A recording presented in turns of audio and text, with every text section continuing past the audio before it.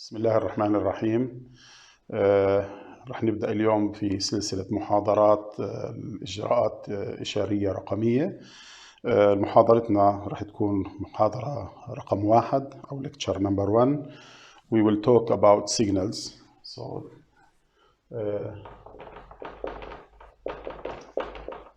digital signal processing lecture number 1.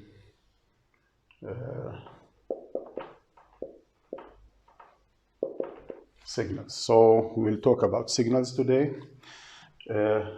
As a definition, a signal is any physical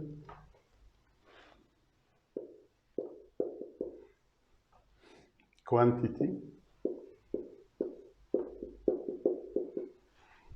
that varies with time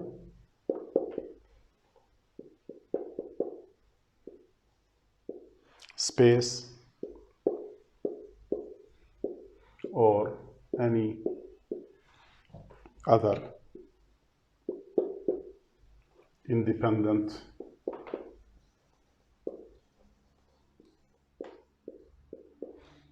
variables.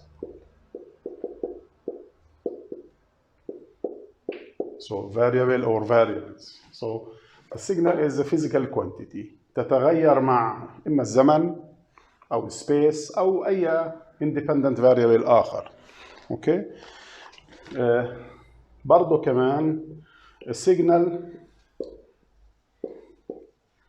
can be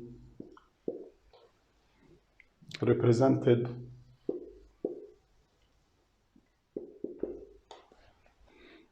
mathematically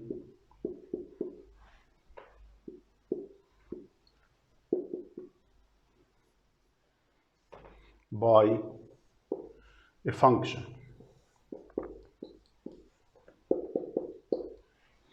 of one or more independent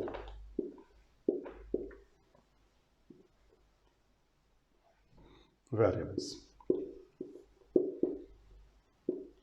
يعني ممكن نقول مثلا في عندنا function f of t.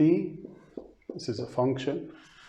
F is the function and t is the independent variable. So f of t, this is the time, or t is the independent variable.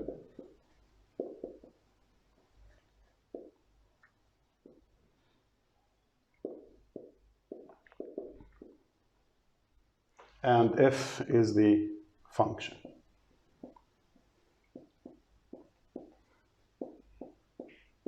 Or the physical values.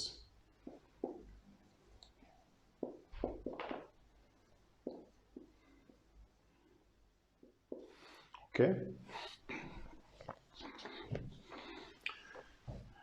Another point, the value of the signal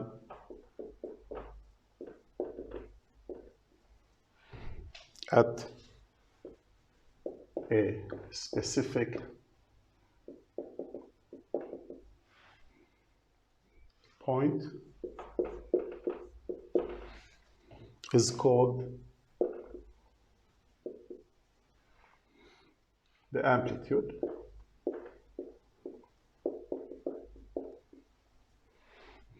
While the variation is called a waveform. So those are some information generally about the signals.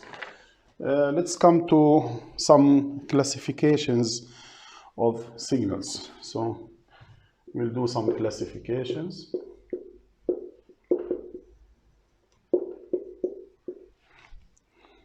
of signals.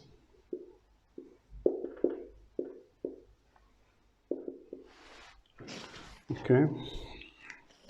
So we classify signals based on certain parameters. First, let's take classification based on signal values.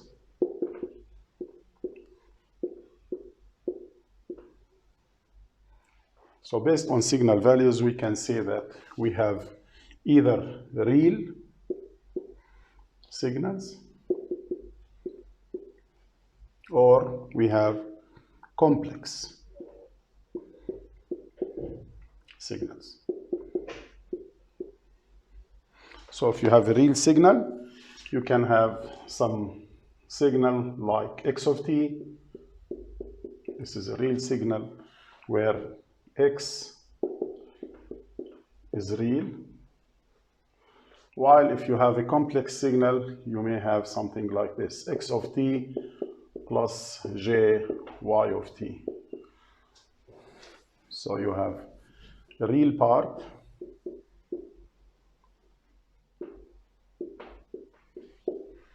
and you have an imaginary part.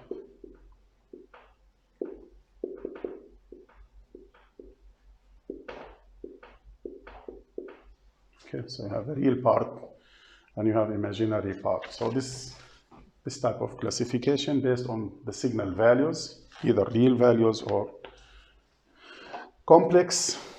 And in the complex, you have two parts, the real part and the imaginary part. Okay, I'm gonna erase this and continue.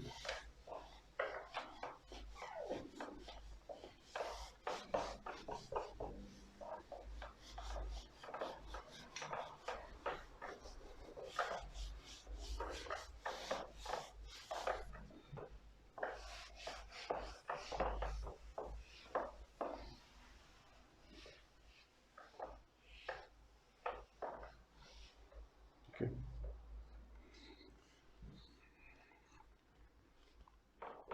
Another classification of signals based on certainty.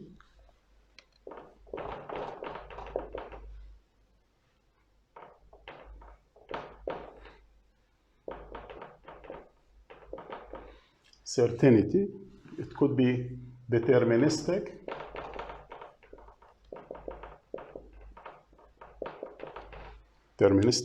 signal, or it could be random signal.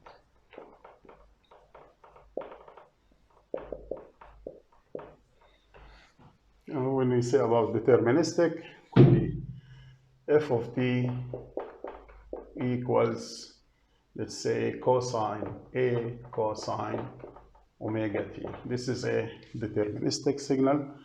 Once you know A is known, constant, and omega is also a known constant. So A is a known constant and omega is also a known constant. So everything is known.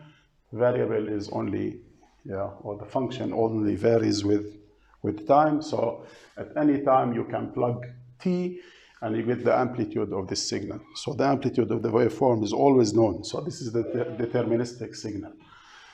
Random signal could be x of t is random process and x belongs to a normal of some amplitude, average, and sigma x squared. This is a random process. It's a normal random process. People who took random variables, they know that this is the normal distribution or the Gaussian distribution with AX average and standard deviation. Sorry, the variance is sigma x squared, is the variance of this random process or random variable. Okay, so this is the another classification based on certainty.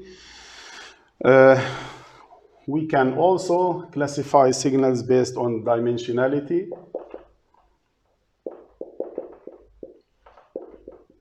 Dimension, you may have one-dimensional data, two-dimensional data, three-dimensional data. Data in the one dimension, second dimension, X, Y, Z, third dimension, and more. Okay. So these are some classifications of signals based on those values. We can also have classification based on continuity.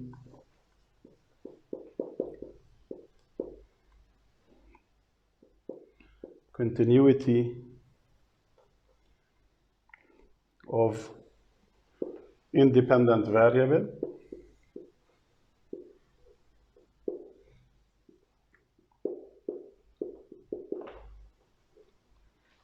or variables. So you have either continuous or discrete. So you have discrete, and here you have continuous signal, and here you have discrete time signal. In this one, you have discrete time signal, dt. And here you have continuous time signal,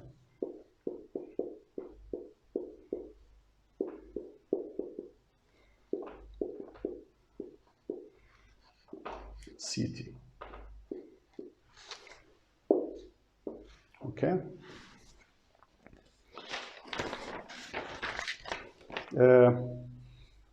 Another classification is the continuity of amplitude. The continuity in the amplitude is also classification, another classification. So you may have continuous in the independent variable or continuous in the dependent variable, which is the amplitude.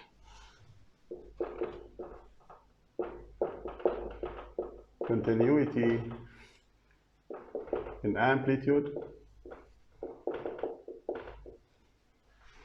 Okay, so you have either continuous amplitude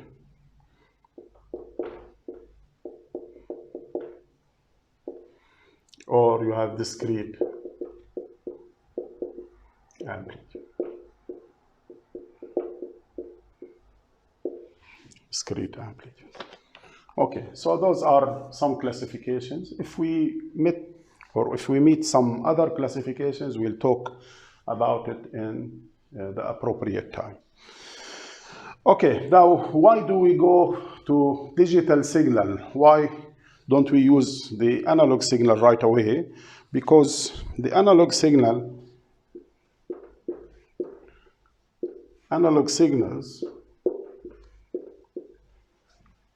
are continuous in time and amplitude.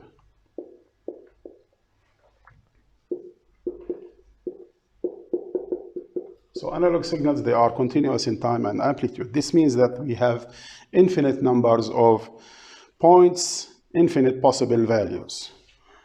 So we have infinite number of points and infinite possible values. I mean, when take as an example, if you take as an example f of t equals some a cosine omega t, and let's define t just between 0 and 1 second. Although t is limited between 0 and 1, but you have an infinite number of points within this period for the continuous time. At the same time, A is a constant and omega are constants, as we define them here. This means that f of t can take so many possible values, infinite possible values between the amplitude of A. So f of t will have some values between minus A, and plus A, depending on the period, depending on t and omega. حسب ال t and omega, we will get some values for f of t, but those values are infinite. Those values for t are also infinite. So you have an infinite amplitude, infinite number of points and infinite possible values for the analog signal. Okay, so for those signals that have infinite numbers, number of points and infinite possible values, we have to deal with those functions using computers. So such signals cannot be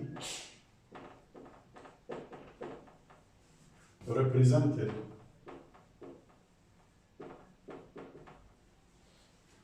and processed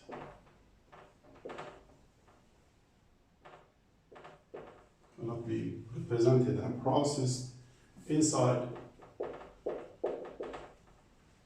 digital computers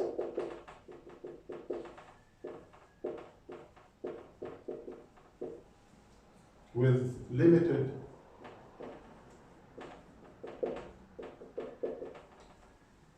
storage and processing capabilities.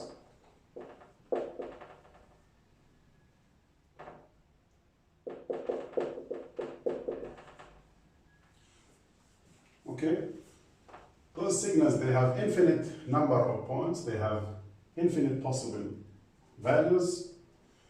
Computers always have limited storage and processing capabilities. So to deal with this, the solution is to use the discrete time signals.